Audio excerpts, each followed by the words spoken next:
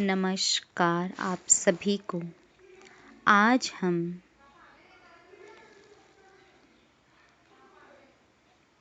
इतिहास की पाठ्यपुस्तक कक्षा 8वीं हमारे अतीत भाग 2 का पहला पाठ शुरू करने जा रहे हैं। कैसे, कब और कहाँ। कैसे, कब और कहाँ। तारीखें कितनी महत्वपूर्ण होती हैं। एक वक्त था जब इतिहासकार तारीखों के जादू में ही खोए रहते थे। कब किस राजा की ताजपोशी हुई, कब कौन सा युद्ध हुआ, इन्हीं तारीखों पर गर्मा गर्म बहसें चलती थीं। आम समझ के हिसाब से इतिहास को तारीखों का पर्याय माना जाता था। आपने भी लोगों को यह कहते हुए सुना होगा, इतिहास तो बहुत उबाऊ है भाई, बस तारीखें रटते चले जाओ। क्या इतिहास के बारे में यह धारणा सही है? इसमें कोई शक नहीं कि इतिहास अलग अलग समय पर आने वाले बदलावों के बारे में ही होता है। इसका संबंध इस बात से है कि अतीत में चीज़ें किस तरह की थीं और उनमें क्या बदलाव आए हैं। जैसे ही हम अतीत और वर्तमान की तुलना करते हैं, हम समय का जिक्र करने लगते हैं। हम पहले और बाद में की बात करने लगते हैं।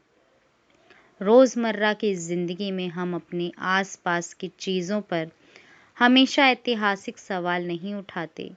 हम चीज़ों को स्वाभाविक मानकर चलते हैं, मानो जो कुछ हमें दिख रहा है वह हमेशा से ऐसा ही रहा हो।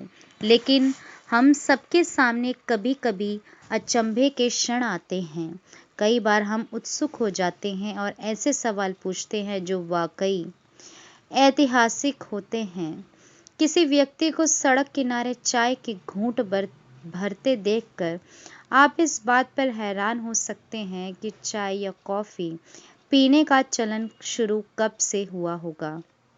रेलगाड़ी की खिड़की से बाहर झांकते हुए आपके जहन में यह सवाल उठ सकता है कि रेलवे का निर्माण कब हुआ।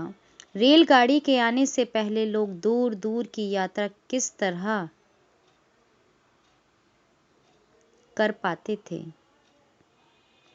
सुबह सुबह अखबार पढ़ते हुए आप यह जानने के लिए उत्सुक हो सकते हैं कि जिस जमाने में अखबार नहीं छपते थे, उस समय लोगों को चीज़ों की जानकारी कैसे मिलती थी।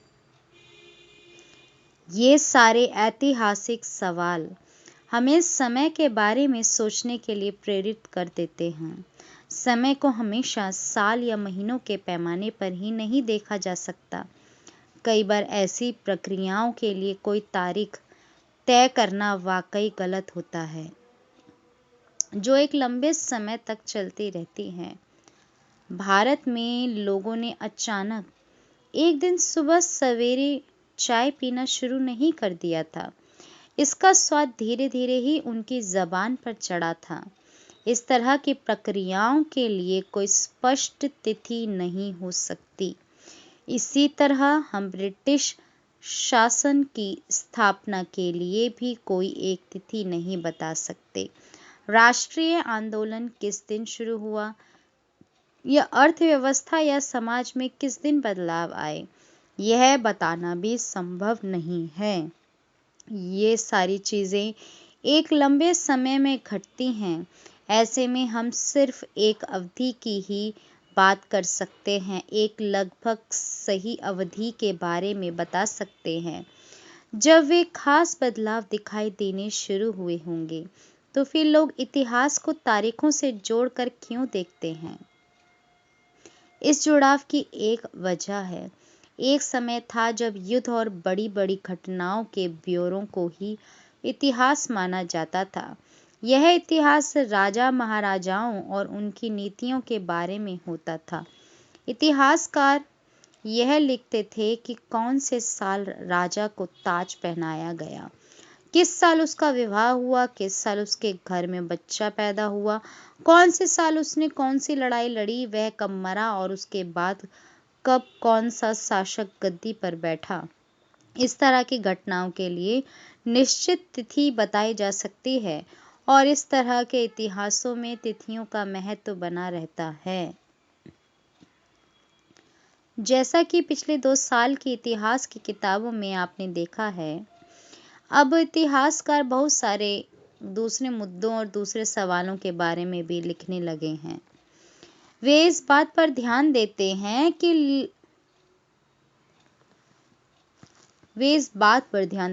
कि लोग किस तरह अपनी रोजी रोटी चलाते थे, वे क्या पैदा करते थे और क्या खाते थे, शहर कैसे बने और बाजार किस तरह फैले, किस तरह रियासतें बनी, नए विचार पनपे और संस्कृति व समाज किस तरह बदले।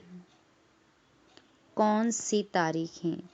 कुछ तारीखों को महत्वपूर्ण मानने का पैमाना क्या होता है?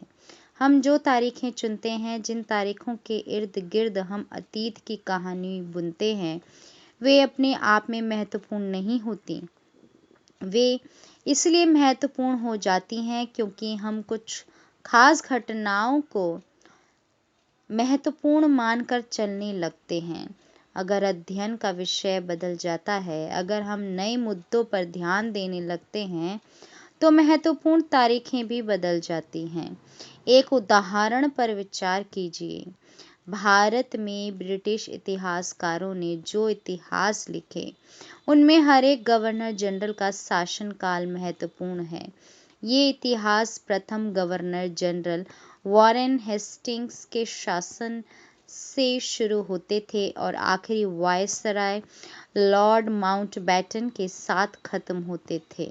अलग अलग अध्यायों में हम दूसरे गवर्नर जनरलों Hastings, Wellesley, Bentinck, Dalhousie, Canning, Lawrence, Lytton, Ripon, Curzon, Hardinge, Irwin के बारे में भी पढ़ते हैं। इस इतिहास में गवर्नर जनरलों और वायसरायों का कभी न खत्म होने वाला सिलसिला ही छाया रहता था। इतिहास की इन किताबों में सारी तारीखों का महत्व इन अधिकारियों, उनकी गतिविधियों, नीतियों, उपलब्धियों के आधार पर ही तय होता था। यह ऐसा था मानो इन लोगों के जीवन के बाहर कोई ऐसी चीज नहीं थी जिसे जानना महत्वपूर्ण हो। इन लोगों के जीवन का क्रम ब्रिटिश भारत के इतिहास में अलग अलग अध्यायों का विषय बन जाता था। क्या हम इसी दौर के इतिहास को अलग ढंग से नहीं लिख सकते? गवर्नर जनरलों के इस इतिहास के चौखटे में हम भारतीय समाज के विभिन्न समूहों और वर्गों की गतिविधियों पर किस तरह ध्यान दे सकते हैं। जब हम इतिहास या कोई कहानी लिखते हैं तो उसे टुकड़ों या अध्यायों में बांट देते हैं। हम ऐसा क्यों करते हैं? ऐसा इसलिए किया जाता है ताकि हर अध्याय में कुछ सामंजस्य रहे। इसका मकसद कहानी को इस तरह सामने लाना होता है कि उसे आसानी से समझा जा सके और याद रखा जा सके। इस प्रक्रिया में हम सिर्फ उन घटनाओं पर जोर देते हैं जो उस कहानी को पेश करने में मददगार होती हैं। जो इतिहास गवर्नर जनरलों के जीवन के इर्द गिर्द चलता है, उसमें भारतीयों की गतिविधियां कोई मायने नहीं रखती, उनके लिए वहां कोई जगह नहीं होती। तो फिर क्या किया जाए? जाहिर है हमें अपने इतिहास का एक अलग खाका बनाना पड़ेगा। इसका मतलब यह है कि अब तक जिन तिथियों को महत्व दिया जा रहा था, वे महत्वपूर्ण नहीं रहेंगी। हमारे लिए नई तिथियां महत्वपूर्ण हो जाएंगी। हम अवधियां कैसे तय करते हैं? हम अवधियां कैसे तय करते हैं? 1817 में स्कॉटलैंड के अर्थशास्त्री और राजनीतिक दार्शनिक जेम्स मिल ने 3 विशाल खंडों में a history of British India, British Bharat का इतिहास नामक एक किताब लिखी। इस किताब में उन्होंने भारत के इतिहास को हिंदू, मुस्लिम और ब्रिटिश इन 3 कालखंडों में बांटा था। कालखंडों के इस निर्धारण को ज्यादातर लोगों ने मान भी लिया। क्या आपको भारतीय इतिहास को समझने के इस तरीके में कोई समस्या दिखाई देती है? इतिहास को हम अलग अलग कालखंडों में बांटने की कोशिश क्यों करते हैं? इसकी भी एक वजह है। हम एक दौर की खासियतों, उसके केंद्रीय तत्वों को पकड़ने की कोशिश करते हैं। इसीलिए ऐसे शब्द महत्वपूर्ण हो जाते हैं जिनके सहारे हम समय को बांटते हैं। ये शब्द अतीत के बारे में हमारे विचारों को दर्शाते हैं। वे हमें बताते हैं कि एक अवधि से दूसरी अवधि के बीच आए बदलावों का क्या महत्व होता है। मिल को लगता था कि सारे एशियाई समाज सभ्यता के मामले में यूरोप से पीछे हैं। इतिहास की उनकी समझदारी ये थी कि भारत में अंग्रेजों के आने से पहले यहाँ हिंदू और मुसलमान तानाशाहों का ही राज चलता था। यहाँ चारों ओर केवल धार्मिक बैर, जातिगत बंधनों और अंधविश्वासों का ही बोलबाला था। मिल की राय में ब्रिटिश शासन भारत को सभ्यता की राह पर ले जा सकता था। इस काम के लिए जरूरी था कि भारत में यूरोपीय शिष्टाचार, कला, संस्थानों और कानूनों को लागू किया जाए। मिल ने तो यहाँ तक सुझाव दिया था कि अंग्रेजों को भारत के सारे भूभाग पर कब्जा कर लेना चाहिए ताकि भारतीय जनता को ज्ञान और सुखी जीवन प्रदान किया जा सके। उनका मानना था कि अंग्रेजों की मदद के बिना हिंदुस्तान प्रगति नहीं कर सकता। इतिहास की इस धारणा में अंग्रेजी शासन प्रगति और सभ्यता का प्रतीक था। अंग्रेजी शासन से पहले सारा अंधकार का दौर था। क्या इस तरह की धारणा को स्वीकार किया जा सकता है? क्या इतिहास के किसी दौर को हिंदू या मुसलमान दौर कहा जा सकता है? क्या इन सारे दौरों में कई तरह के धर्म एक साथ नहीं चलते थे? किसी युग को केवल उस समय के शासकों के धर्म के हिसाब से तय करने की जरूरत क्या है? अगर हम ऐसा करते हैं तो इसका मतलब यह कहना चाहते हैं कि औरों के जीवन और तौर तरीकों का कोई महत्व नहीं होता। हमें याद रखना चाहिए कि प्राचीन भारत में सारे शासकों का भी एक धर्म नहीं होता था। अंग्रेजों द्वारा सुझाए गए वर्गीकरण से अलग हटकर इतिहासकार भारतीय इतिहास को आमतौर पर प्राचीन, मध्यकालीन तथा आधुनिक काल में बांटकर देखते हैं। इस विभाजन की भी अपनी समस्याएं हैं। इतिहास को इन खंडों में बांटने की यह समझ भी पश्चिम से आई है। पश्चिम में आधुनिक काल को विज्ञान, तर्क, लोकतंत्र, मुक्ति और समानता जैसी आधुनिकता की ताकतों के विकास का युग माना जाता है। उनके लिए मध्यकालीन समाज वे समाज थे जहां आधुनिक समाज की ये विशेषताएं नहीं थी। क्या हम अपने अध्ययन के लिए आधुनिक काल की इस अवधारणा को बिना सोचे विचारे ऐसे ही अपना सकते हैं? जैसा कि आप इस किताब में पढ़ रहे हैं, समझ रहे हैं चीजें, अंग्रेजों के शासन में लोगों के पास समानता, स्वतंत्रता या मुक्ति नहीं थी। ना ही यह आर्थिक विकास और प्रगति का दौर था। बहुत सारे इतिहासकार इस युग को औपनिवेशिक युग कहते हैं। औपनिवेशिक क्या होता है? औपनिवेशिक क्या होता है? इस किताब में आप समझेंगे कि पढ़ेंगे कि किस तरह अंग्रेजों ने हमारे देश को जीता और स्थानीय नवाबों और राजाओं को दबाकर अपना शासन स्थापित किया।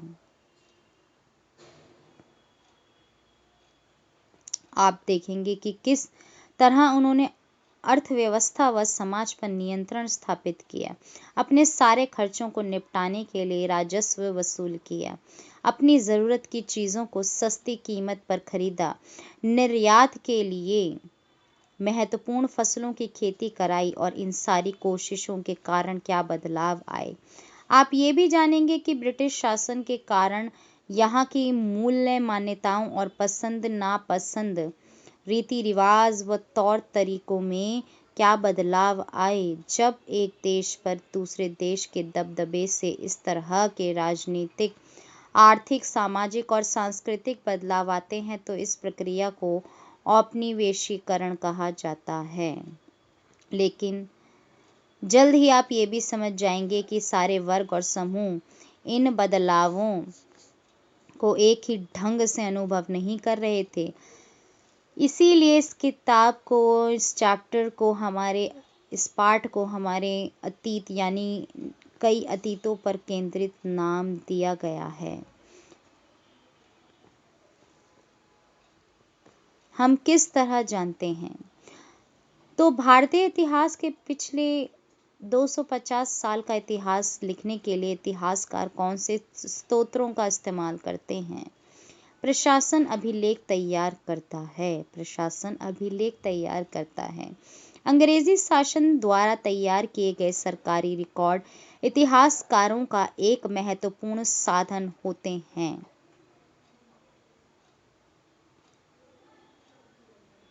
अंग्रेजों की मान्यता थी कि चीज़ों को लिखना बहुत महत्वपूर्ण होता है। उनके लिए हर निर्देश, हर योजना, नीतिगत फैसले, सहमति, जांच को साफ साफ लिखना जरूरी था। ऐसा करने के बाद चीज़ों का अच्छी तरह अध्ययन किया जा सकता था और उन पर वाद विवाद किया जा सकता है। इस समझदारी के चलते ज्ञापन, टिप्पणी और प्रतिवेदन पर आधारित शासन की संस्कृति पैदा हुई। अंग्रेजों को यह भी लगता था कि तमाम अहम दस्तावेजों और पत्रों को संभाल कर रखना जरूरी है। लिहाजा उन्होंने सभी शासकीय संस्थानों में अभिलेख कक्ष भी बनवा दिए। तहसील के दफ्तर, कलेक्टर, कमिश्नर के दफ्तर, प्रांतीय सचिवालय, कचहरी, सब के अपने रिकॉर्ड रूम होते थे। महत्वपूर्ण दस्तावेजों को बचा कर रखने के लिए लेखागार,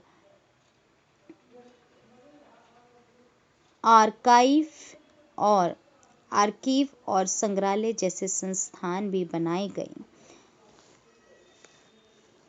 19वीं सदी की शुरुआत में प्रशासन की एक शाखा से दूसरी शाखा के पास भेजे गए पत्रों और ज्ञापनों को आप आज भी अभिलेखागारों में देख सकते हैं। वहां आप जिला अधिकारियों द्वारा तैयार किए गए नोट्स और रिपोर्ट पढ़ सकते हैं या ऊपर बैठे अफसरों द्वारा प्रांतीय अधिकारियों को भेजे गए निर्देश और सुझाव देख सकते हैं।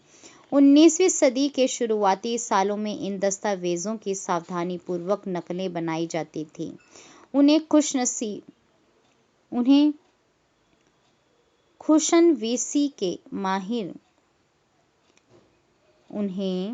खुशनवीसी के माहिर लिखते थे। खुशनवीसी या सुलेखनवीस ऐसे लोग होते हैं जो बहुत सुंदर ढंग से चीजें लिखते हैं। 19वीं सदी के मध्य तक छपाई तकनीक भी फैलने लगी थी। इस तकनीक के सहारे अब प्रत्येक सरकारी विभाग की कार्रवाइयों के दस्तावेजों की कई प्रतियां बनाई जाने लगीं। सर्वेक्षण का बढ़ता महत्व। औपनिवेशिक शासन के दौरान सर्वेक्षण का चलन भी महत्वपूर्ण होता गया। अंग्रेजों का विश्वास था कि किसी देश पर अच्छी तरह शासन चलाने के लिए उसको सही ढंग से जानना जरूरी होता है। 19वीं सदी की शुरुआत तक पूरे देश का नक्शा तैयार करने के लिए बड़े बड़े सर्वेक्षण किए जाने लगे। गांवों में राजस्व सर्वेक्षण किए गए। इन सर्वेक्षणों में धरती की सतह, मिट्टी की गुणवत्ता, वहां मिलने वाले पेड़ पौधों और जीव जंतुओं तथा स्थानीय इतिहासों व फसलों का पता लगाया जाता था। अंग्रेजों की राय में किसी इलाके का शासन चलाने के लिए इन सारी बातों को जानना जरूरी था। 19वीं सदी के आखिर से हर 10 साल में जनगणना भी की जाने लगी। जनगणना के जरिए भारत के सभी प्रांतों में रहने वाले लोगों की संख्या, उनकी जाति, इलाके और व्यवसाय के बारे में जानकारियां इकट्ठा की जाती थीं। इसके अलावा वानस्पतिक सर्वेक्षण, प्राणी वैज्ञानिक सर्वेक्षण, पुरातत्वीय सर्वेक्षण, मानवशास्त्रीय सर्वेक्षण, वन सर्वेक्षण आदि कई दूसरे सर्वेक्षण भी किए जाते थे। अधिकृत रिकॉर्ड से क्या पता नहीं चलता। रिकॉर्ड्स के इस विशाल भंडार से हम बहुत कुछ पता लगा सकते हैं, फिर भी इस बात को नजरअंदाज नहीं किया जा सकता कि ये सारे सरकारी रिकॉर्ड हैं। इनसे हमें यही पता चलता है कि सरकारी अफसर क्या सोचते थे, उनकी दिलचस्पी किन चीज़ों में थी और बाद के लिए वे किन चीज़ों को बचाए रखना चाहते थे। इन रिकॉर्ड्स से हमें ये समझने में हमेशा मदद नहीं मिलती कि देश के दूसरे लोग क्या महसूस करते थे और उनकी कार्रवाइयों की क्या वजह थी। इन बातों को जानने के लिए हमें कहीं और देखना होगा। जब हम ऐसे दूसरे स्रोतों की तलाश में निकलते हैं तो उनकी भी कोई कमी नहीं रहती, लेकिन सरकारी रिकॉर्ड्स के मुकाबले उन्हें ढूंढना ज़रा मुश्किल साबित होता है। इस लिहाज से लोगों की डायरियां, तीर्थ यात्राओं और यात्रियों के संस्मरण, महत्वपूर्ण लोगों की आत्मकथाएं और स्थानीय बाजारों में बिकने वाली लोकप्रिय पुस्तिकाएं महत्वपूर्ण हो जाती हैं। जैसे जैसे छपाई की तकनीक फैली, अखबार छपने लगे और विभिन्न मुद्दों पर जनता में बहस भी होने लगी। नेताओं और सुधारकों ने अपने विचारों को फैलाने के लिए लिखा, कवियों और उपन्यासकारों ने अपनी भावनाओं को व्यक्त करने के लिए लिखा, लेकिन ये सारे स्तोत्र उन लोगों ने रचे हैं जो पढ़ना लिखना जानते थे। इनसे हम यह पता नहीं लगा सकते कि आदिवासी और किसान, खदानों में काम करने वाले मजदूर या सड़कों पर जिंदगी गुजारने वाले गरीब किस तरह के अनुभवों से गुजर रहे थे। अगर हम थोड़ी और कोशिश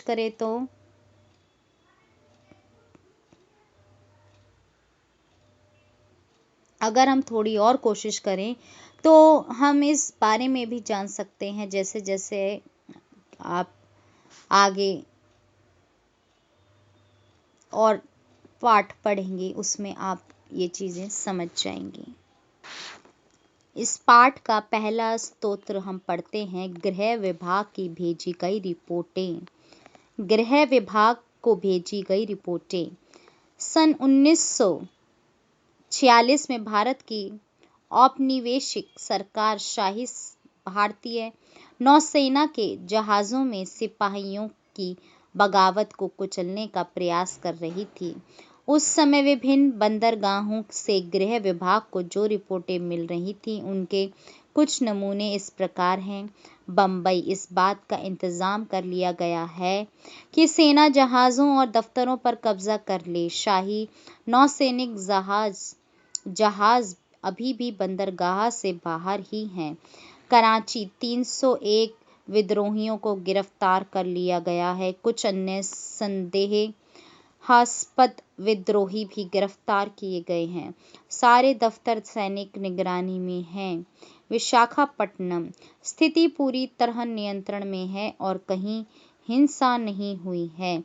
जहाज़ों और प्रतिष्ठानों पर सैनिक गार्ड तैनात कर दिए गए हैं। किसी परेशानी की उम्मीद नहीं है, सिवाय इसके कि संभव है कुछ सिपाही काम पर न आएं। Director of intelligence, headquarter, India command, situation report सन 7।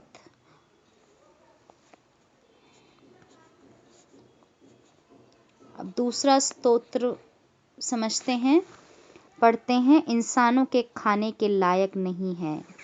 अखबारों से देश के देश के विभिन्न विभागों में चल रहे आंदोलनों का पता चलता है। यहाँ 1946 में हुई पुलिस की एक हड़ताल की खबर दी गई है।